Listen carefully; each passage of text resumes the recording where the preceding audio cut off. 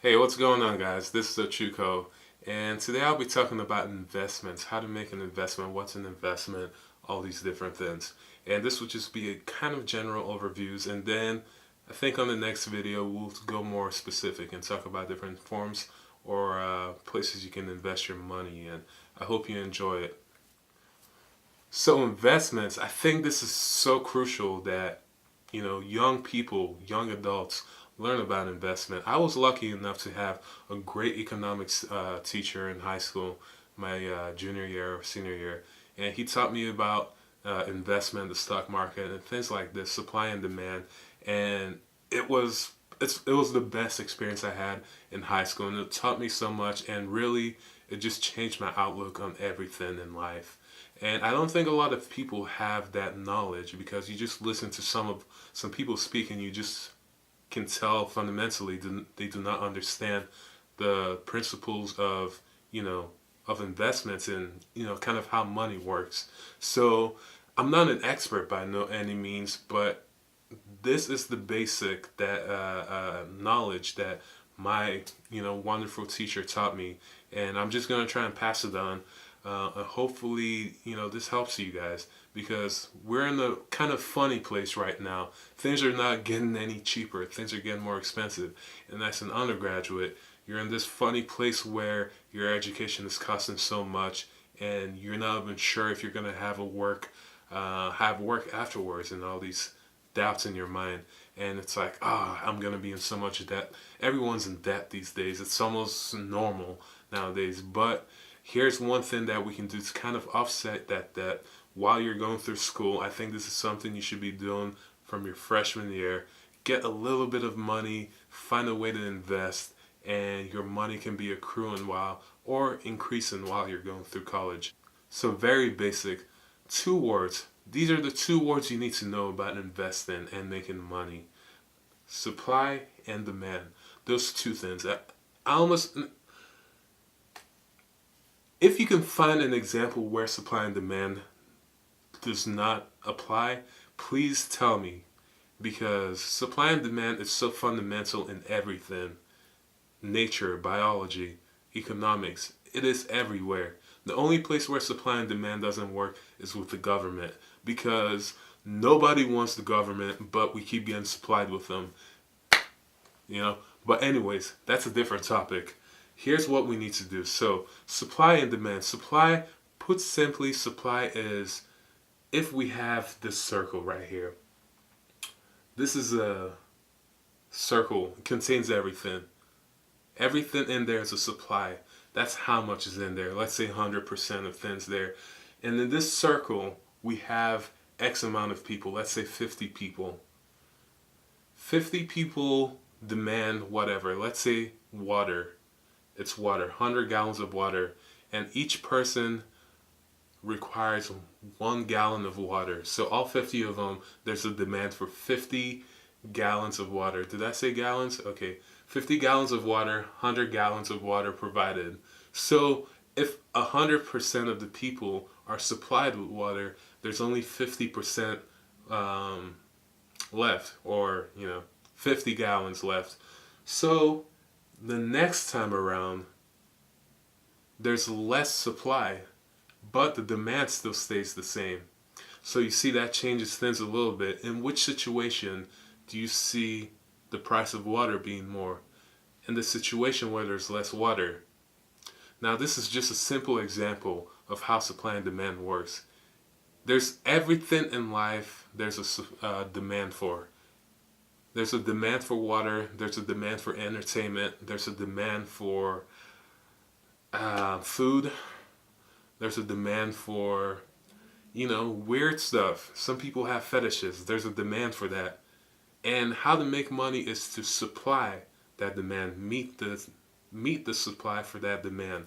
And if you can meet the supply for that demand, you've put yourself in a position where now people are exchanging money or whatever service for you to provide that good or provide that service.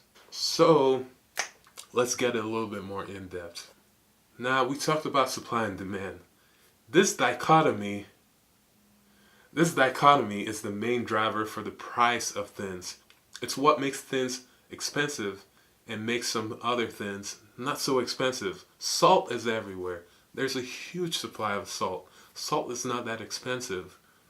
Now, Bugatti, on the other hand, there's not a lot of supply for that. But there's a demand for it.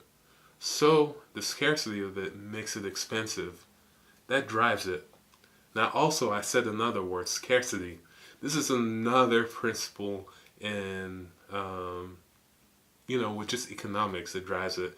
If something is scarce, it kind of gives it, not only is it scarce because a lot of people want it and there's not enough supply, it increases the price, but just in general, it's a scarce material, like meteorite, per se.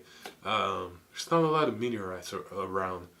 I don't need a meteorite. I've never had a desire for one. I really don't care for it. But it's a scarce product. To me, if someone gave me a meteorite and was like, pay $500,000 for this, I'm like, you're crazy. I'm not going to pay for it. But it is scarce and there is value to that. And someone else who is interested in that might see that and think 500,000 is worth that meteorite, but not me. All right. So there has to be, there's no demand for me. I don't demand it. So you can't charge the price for it because there's no demand on my end. Now, in that scenario, there was someone who provided the meteorites or supplied it, and then there's me. Those two people, still going with this dichotomy here, we have consumers and producers. Now, most people, the majority of people are consumers. We consume things. When you wake up in the morning, you put on clothes that was produced by someone else. You're consuming that product. And some other person produced it and supplied it to you. You go out to eat. You do all these other things. You're consuming. The producer makes the goods. The goods or services that you demand and they give it to you. Consumers, as a consumer, you demand products, and producers supply that product.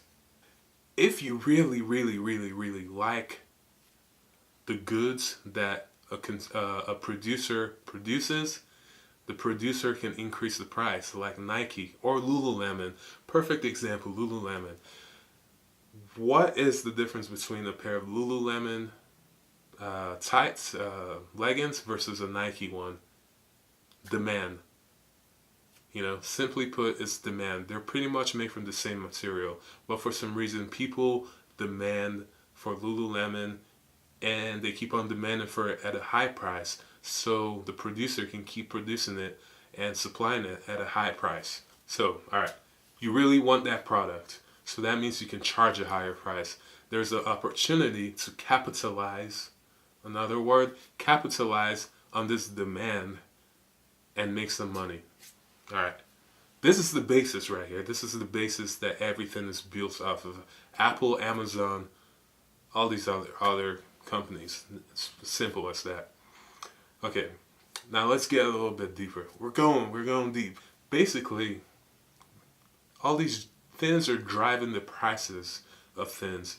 And that circle we have there, we can call that circle a market. And there's different markets. There's the market for water. There's the market for diamonds. There's the market for, pudding.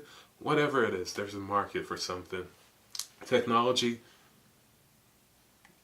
You can think of it. So, an investment is when you see something and you're like, man, that thing is going to blow up. Like, it's going to be big. That's going to be huge. Like, back in the days before the internet took off, someone was like, yo, have you heard about this thing? The internet, blah, blah, blah, blah. There wasn't a lot of things there, but that person saw potential in it. And they're like, yo, this stuff is going to be big.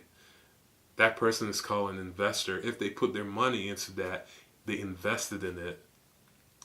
So an investment is when you see something that has potential and then you put your money into it, and in hopes that when that thing then reaches that potential, also bringing up with it, because we just talked about supply and demand, Now there's more of a demand for it. Also, your money increases because your initial money you put on there increases with the value. The value of that product increases. So now, at that point, you get more money back for that same product. If at with the 100 gallons of water and the 50 people, let's say there was someone in there when there was 100 gallons of water, they purchased 5 gallons of water. At the price where there was 100 gallons of water, the price was probably not as much. But if that person knew there was going to be scarcity, he knows that there's going to be a limited supply, and that he can ask for a higher price. So once you get to the point where there's a scarcity or there's a higher demand for that product, he can then sell it at a higher price. He bought that gallon of water for $1, but now he can charge it for, $2, which will be 100% profit, something like that.